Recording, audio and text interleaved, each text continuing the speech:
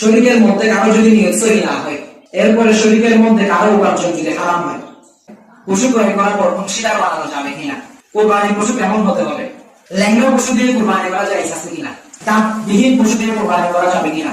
শিং নাই এমন পশু দিয়ে কোরবানি করা যাবে কিনা? কান বা লেজ কাটা পশু দিয়ে কোরবানি করা যায় আছে কিনা? এরপর অন্ধ পশু দিয়ে কোরবানি করা যাবে কিনা?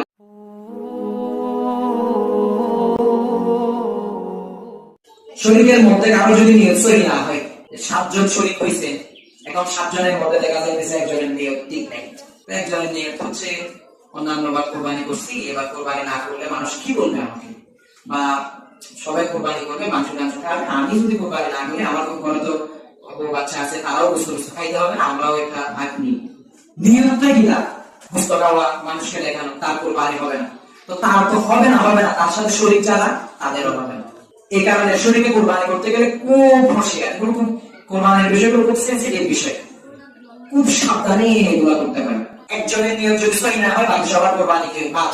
এই কারণে সবচেয়ে উত্তম হচ্ছে নিজের নিয়ত ঠিক রাখা, নিজে টাকা পয়সা ঠিক রেখে, নিজের অর্থ সম্পদ ঠিক রেখে নিজে একটা আলাদা কোরবানি দেওয়া, একটা ছাগল কিনে, বেড়া, দুম্বা, এটা নিজে কিনে, সামর্থ্য থাকলে একটা গরু কিনে নিজে একটা কোরবানি দেওয়া, এটাই হচ্ছে সবচেয়ে কি।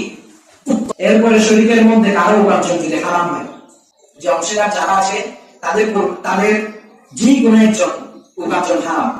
7 জনের মধ্যে একজনের উপার্জন যদি হারাম হয়, বাকি সবার কোরবানি কি হয়ে যাবে?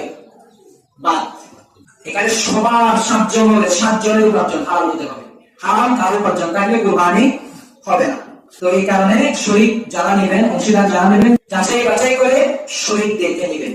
কোন শরীক যদি মারা যায়, দেখেন বিষয়টা, কেউ যদি মারা যায়, আপনারা 7 টাকা কোরবানি নিছেন, এখন কোরবানির আগে একজন আপনাদের অংশীদার কি হয়ে গেছে? মারা গেছে। আপনারা আমার কথা বুঝতেছেন? গুলো কিন্তু বোঝার বিষয় না, বুঝতে বলবেন। কেউ মারা গেছে, মারা যাওয়ার পরে এখন ওই যে সে একটা ভাগের টাকা দিছে না, 1 ভাগ বা 2 ভাগের টাকা দিছে না, ওই টাকা কিন্তু মালিক আর তার সে নেই, কারণ সে মারা গেছে। মারা যাওয়ার পরে দুনিয়ার কোনো কিছু মালিক সে আর নাই। এখন সেগুলোর মালিক হচ্ছে তার ওয়ারিশ, সেগুলোর মালিক তার ওয়ারিশ। কেউ যদি মারা যায়, তার ছেলেরা যদি চাই টাকা ফিরিয়ে দেন, টাকা ফিরিয়ে দিতে হবে আর কি। তারা যদি বলে ঠিক আছে কোরবানি দিয়ে দেন, কোরবানি দিয়ে দিতে হবে। পশু ক্রয় করার পর অংশীদার বানানো যাবে কিনা? পশু কিনছেন, গরু কেনার সময় অংশীদার ছিল না, কেউ কেনার পর অংশীদার কাউকে বানানো যাবে কিনা? যদি ধনী হয়, তার উপর যদি কোরবানি ওয়াজিব হয়, ধনী ব্যক্তি হলে সে অংশীদার বানাইতে পারবে, গরিব হলে সে অংশীদার বানাইতে পারবে না। ধনী হলে সে বানাইতে পারবে, তবে উত্তম হচ্ছে সে যে টাকাটা নিবে অংশীদার বানাইয়া, যে টাকাটা নিবে সেই টাকাটা সৎকার করে দেওয়াটা উত্তম।